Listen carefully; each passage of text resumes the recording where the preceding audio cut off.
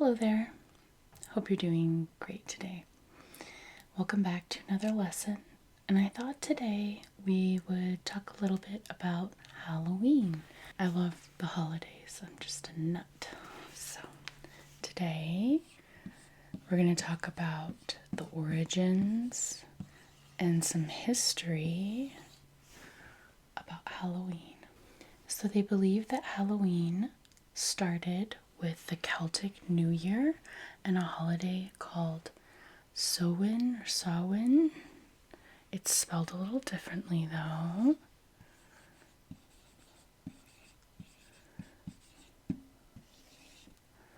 So what this word actually translates to in Celtic is summer's end.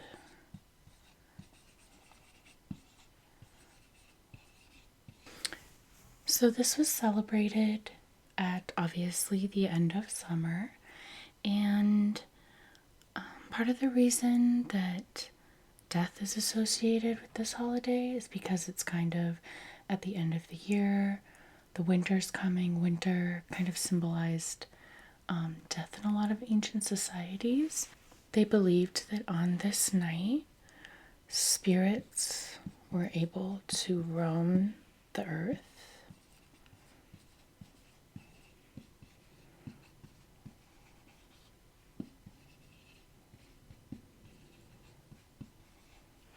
So that's actually a belief in a lot of cultures today when it comes to Halloween and the Day of the Dead. So during this time, individuals would attend a festival. So they had like a Samhain festival. People still celebrate this today. But they believed that people who died during the year could come back and say goodbye to their loved ones because the veil was so thin during this time. So, past loved ones could say goodbye. So during this time, people would stock up for the winter.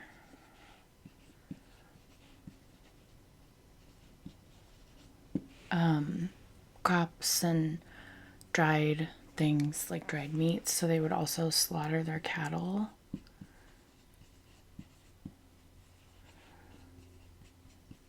And they would bring the other animals into like a gated pasture.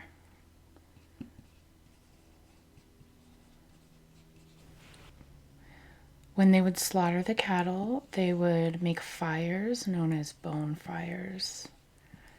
And it was just like a tradition. They would burn the bones of the slaughtered animals in these fires during this time. There's not a ton of information about this because Christianity kind of came in and like renamed it and kind of changed it, which they do with how almost all Christian holidays, exist. What does exist is known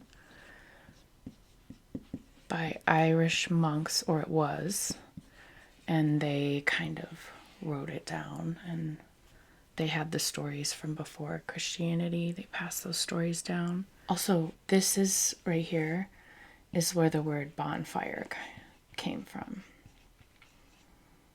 which is really interesting that it passed down that whole time, and now we still say bonfire. So they believe that during this time, they would like feast and drink and celebrate, but they would also be wary and alert of spirits and people who have passed like showing up. So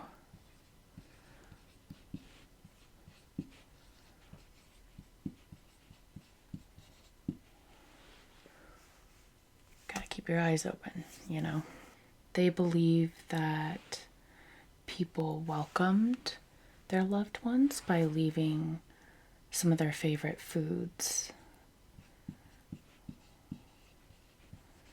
to eat out for them and some of their favorite things. So this kind of goes back like a really long time. The culture of leaving like food out as an offering. And we heard about that in ancient Egypt, how they would put a food in like a bowl, and when the spirit ate the food, there would be an inscription on the inside of the bowl for them to read. So yeah, they think that this right here probably went back about 2,000 years. So really, in all kinds of different cultures all over the world, people do this, which I just think is really fascinating. So this was also, or could be, also a dangerous time. Other things that might show up that you might not have welcomed or want to show up are something that they call wee folk, which includes fairies. I'm pretty sure they spell it like this, but of course we spell it. Maybe not. I'm gonna put both. It's something, I have this like thing in my mind, so I'm not sure that that's right. And elves. And then also sprites could show up. And like dark energies.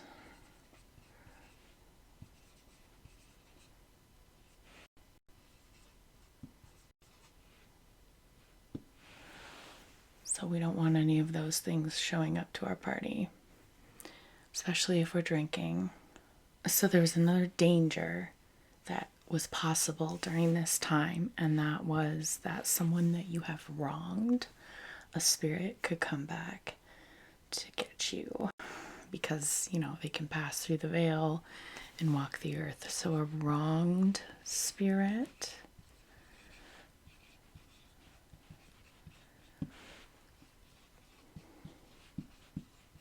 could return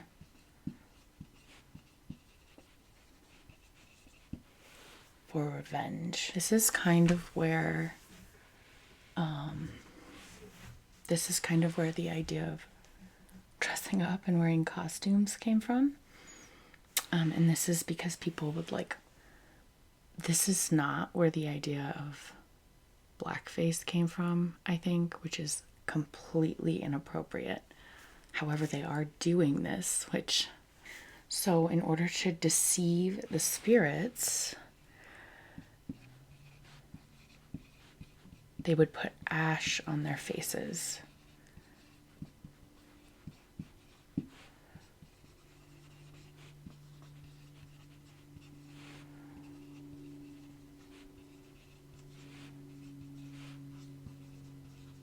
This ash usually came from the bonfires, the bone fires. So they're just putting bone ash all over their faces.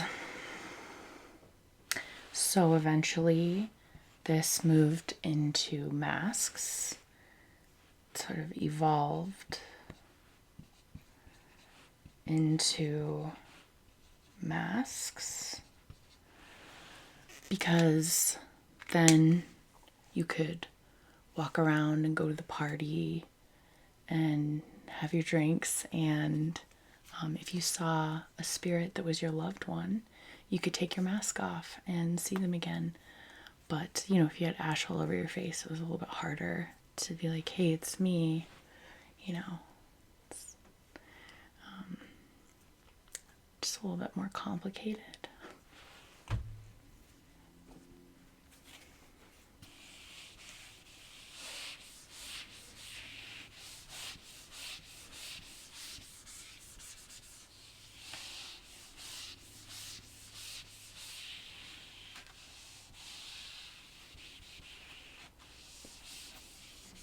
So now we're going to talk about the Druids for a moment.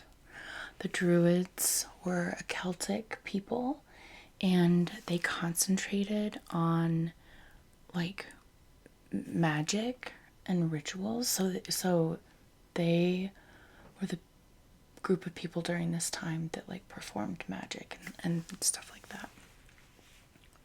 Super crazy awesome religion. I will definitely have to go into some of the things that the Druids believe. I love pagan religions. The Celts, I'm like half Irish. I don't know if you can tell. Yeah, so we're going to talk about what they did because this is very relevant to what we just talked about. During this time, the Druids would also make giant bonfires or bone fires, and they would dance around them.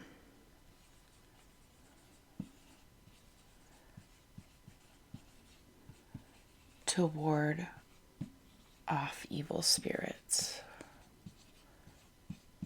I'll say bad spirits. However, they would leave their doors open in the hopes that friendly spirits would enter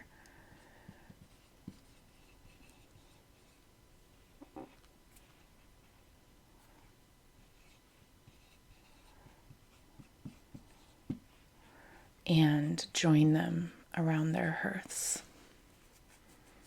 Hearths?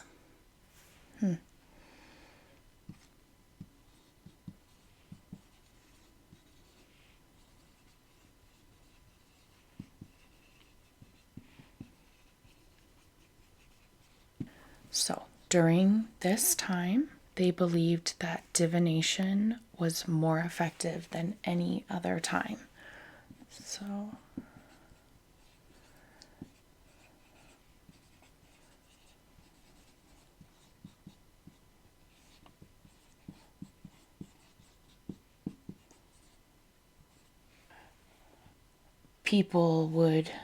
they believed that during this time they would be able to find out really specific things like who would marry who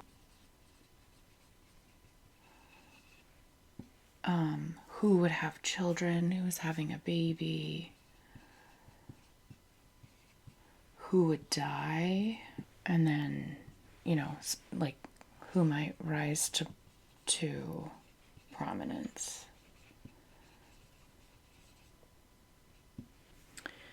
So this group of people believed that they needed to like dress up like animals, and they would like sacrifice animals and dress up like in skins and animal heads.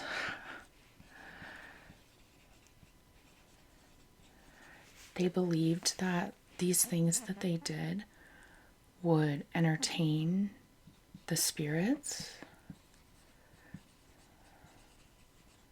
So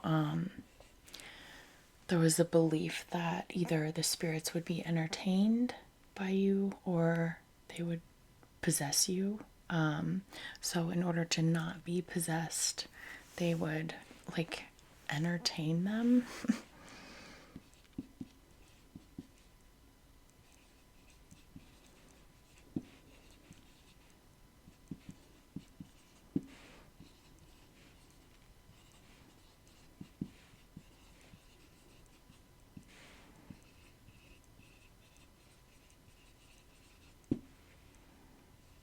So now we're going to talk about Christianity.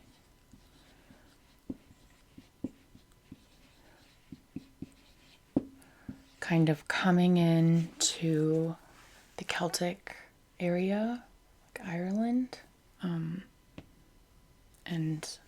areas surrounding that too. And they kind of started taking holidays that the pagans had and converting them into Christian holidays to kind of like win over converts and try to get people to convert, because they were like supporting their holidays, but they like slowly like changed them. I believe Pope Gregory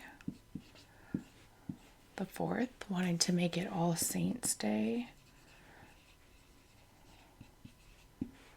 but it ended up being called All Souls Day.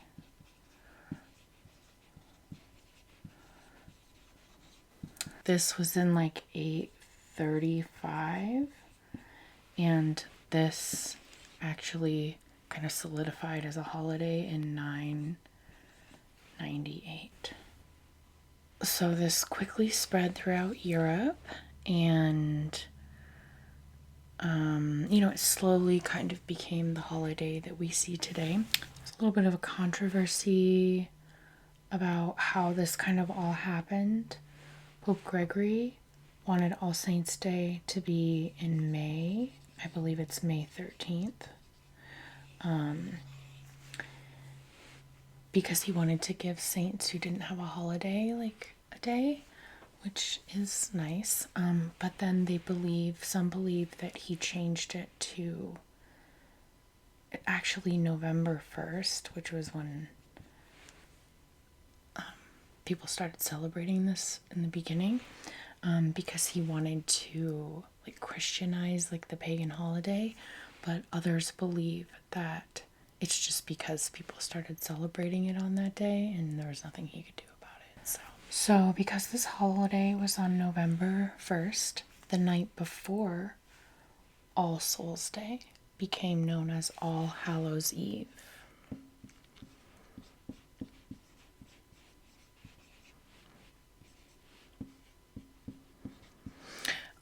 It changed to, because it was Christian now, a day of prayer, vigil, fasting in order to prepare for All Souls Day. And again, this would be a day when like the saints would be honored, because that's what Pope Gregory was trying to do with All Saints Day, and he kind of just had to move it. This is also the time when soul cakes were brought about. So during this time, people would, do all these things, but they would also still create big bonfires. And they say now it's to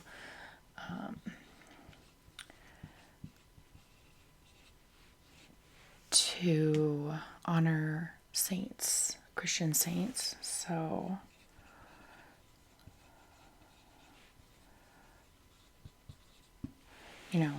Christianity at this time didn't really believe in like ghosts. I don't believe they still do, maybe. I'm not sure. They would go souling, is what they call it, where the poor people in the town would go from door to door, and they would each house would hand out something called soul cakes to them. And in return, these people would pray for the family who's giving them the cakes. So now we're going to talk about the Halloween that we know in the United States.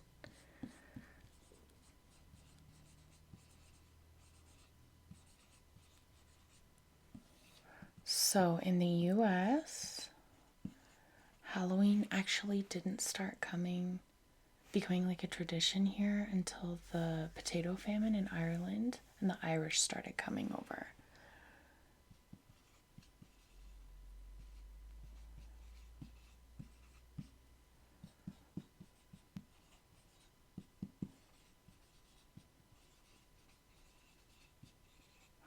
Because the people who came over first were very religious, and so they wouldn't have celebrated a holiday like this. The jack-o'-lantern was a tradition that we kind of took from that culture. The jack-o'-lantern has to do with a story about a guy named Stingy, I think it's Stingy Jack, who was clever and a con man, and also very drunk. And he was able to convince the devil to kick him out of hell. But he wasn't a good man, so he also wasn't allowed to go to heaven. It's kind of thought that he carried a carved out turnip with a red fire inside of it, and this fire was thought to be from hell. And it said that he wandered around like carrying that lantern because he was like, he didn't have anywhere to go. He was like misplaced. They think that this turnip protected him from like spirits, and so the Irish during Halloween would carve out a turnip and make a face with it.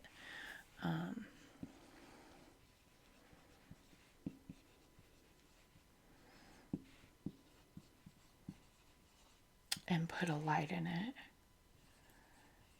to carry around during this time to scare away like the spirits so they wouldn't be possessed or haunted or bothered by spirits. So obviously this evolved into pumpkins.